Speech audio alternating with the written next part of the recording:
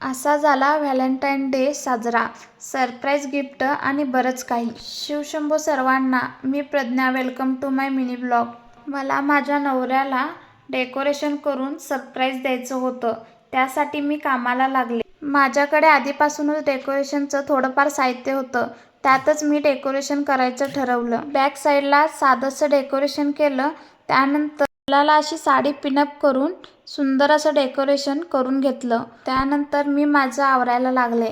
केस straightening करून घेतली आणि बार्बी ड्रेस घालून तयार झाले. त्यानंतर मी काहीशी अशी दिसत होते.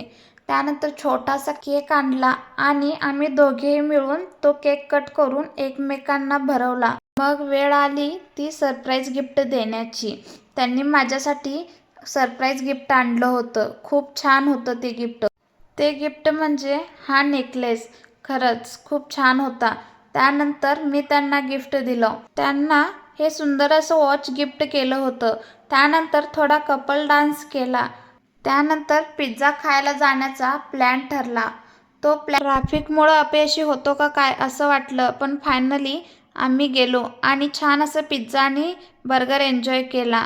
आणि आम्ही असा साजरा केला आजचा व्हॅलेंटाईन डे.